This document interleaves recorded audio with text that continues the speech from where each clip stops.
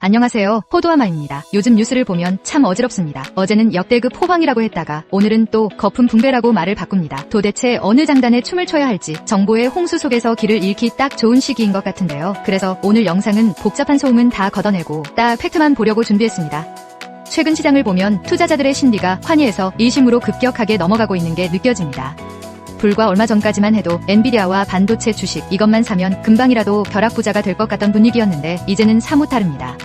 하지만 여러분, 우리가 여기서 냉정하게 짚고 넘어가야 할 것은 이것이 거품의 붕괴가 아니라 주도권의 이동이라는 사실입니다. 지금까지의 일막이 칩을 팔고 인프라를 까는 공급자들의 잔치였다면 이제 막 오르는 이막은 그 인프라 위에서 실제로 돈을 벌어들이는 사용자들의 시간이기 때문입니다.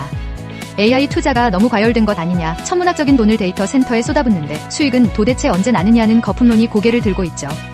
오늘 영상은 가벼운 종목 추천 영상이 아닙니다. 남들이 엔비디아 더 갈까요? 만 쳐다볼 때 기업의 재무제표 속에서 조용히 진행되고 있는 비용의 혁명과 2차 생산성 사이클에 대해 아주 깊이 있는 이야기를 나눠보려 합니다. 왜 지금이 거품이 아닌지, 그리고 우리는 어떤 숫자에 집중해야 하는지 끝까지 함께해 주시기 바랍니다. 본론 1. 시장의 오해, 하드웨어의 피크아웃과 ROI의 진실.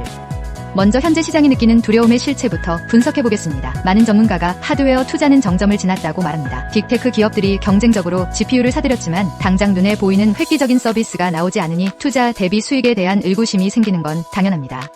과거 닷컴 버블 때 광케이블만 깔아놓고 망했던 기업들의 악몽이 떠오르기도 하죠. 하지만 포도아마의 관점은 다릅니다. 도로는 이미 깔렸고 이제 그 위를 달릴 자동차가 필요한 시점입니다. 시장은 지금 막연한 기대감으로 오르는 장세에서 철저하게 실적으로 증명하는 장세로 성격이 바뀌고 있습니다.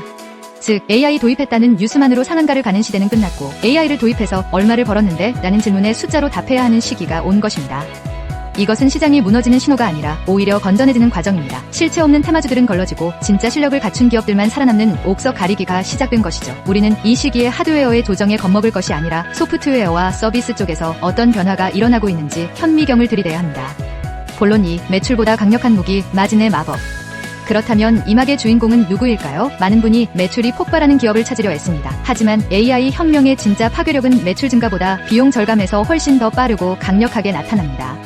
기업의 이익 공식은 단순합니다. 매출 빼기 비용이죠. 여기서 매출을 2배로 늘리는 건 시장 상황과 운이 따라줘야 하는 아주 어려운 일입니다. 반면 AI를 도입해 비용을 줄이는 건 기업의 의지만 있다면 당장 시작할 수 있습니다.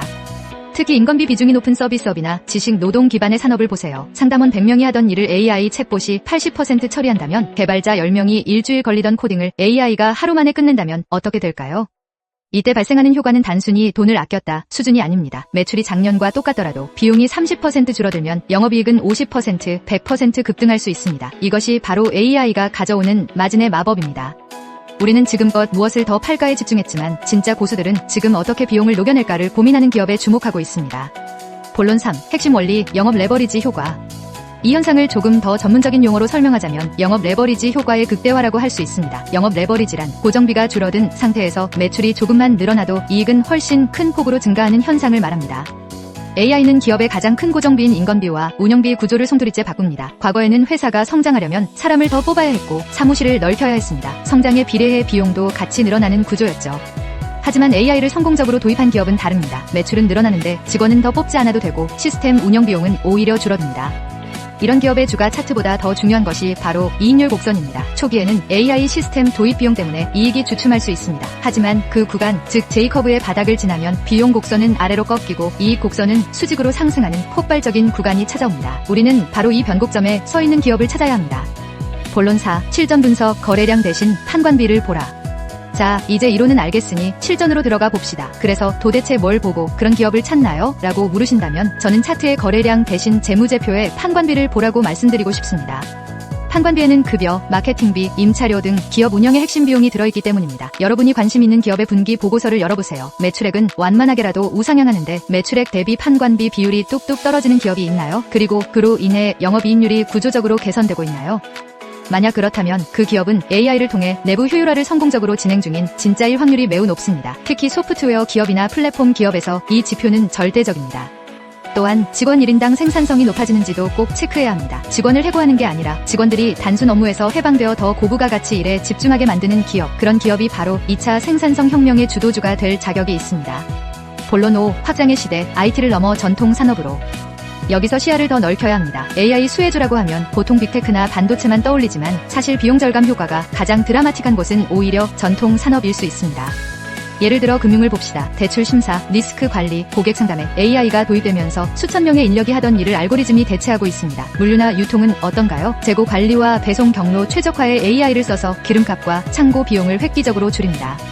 겉보기엔 구닥다리 은행주, 물류주 같지만 속을 들여다보면 AI 기업으로 변모하여 이익 체력이 튼튼해지는 곳들이 나오고 있습니다. 기술을 만드는 기업만 보지 말고 기술을 잘 써먹는 기업으로 눈을 돌리세요.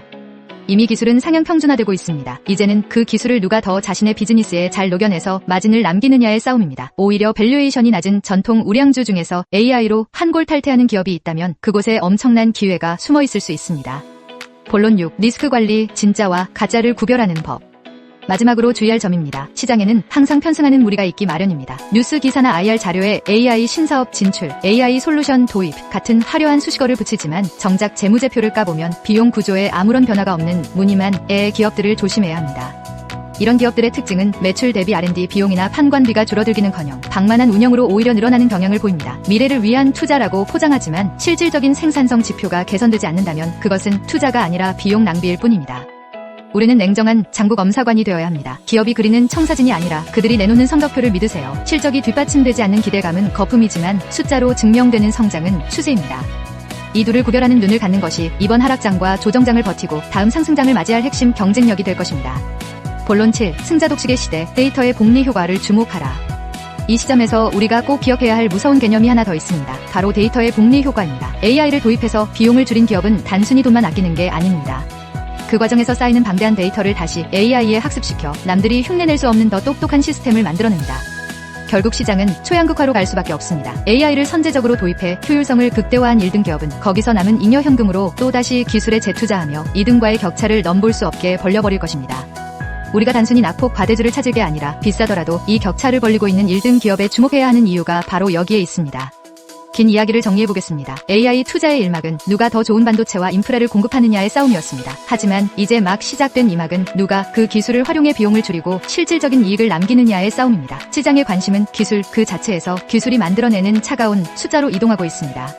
그러니 여러분, 지금 시장이 흔들린다고 불안해하실 필요 없습니다. 거품이 거치는 건 두려운 일이 아니라 진짜 실적을 내는 기업이 드러나는 반가운 과정이니까요. 단순한 차트 등락만 보지 마시고 오늘 강조한 판관비와 영업이익률의 변화를 꼭 확인해 보시기 바랍니다. 남들이 불안해할 때 재무제표 속에서 확실한 성장의 증거를 찾아내는 현명한 투자자가 되셨으면 합니다. 오늘 내용이 여러분의 투자 시야를 넓히는데 도움이 되셨다면 구독과 좋아요 부탁드립니다. 그리고 여러분이 지켜보는 기업 중 이 회사는 진짜 AI로 비용 관리를 잘하고 있다 싶은 곳이 있다면 댓글로도 자유롭게 남겨주세요. 저도 꼼꼼히 챙겨보겠습니다. 저는 다음 시간에도 흔들리지 않는 팩트와 인사이트로 찾아오겠습니다. 이상 포도와마였습니다. 감사합니다.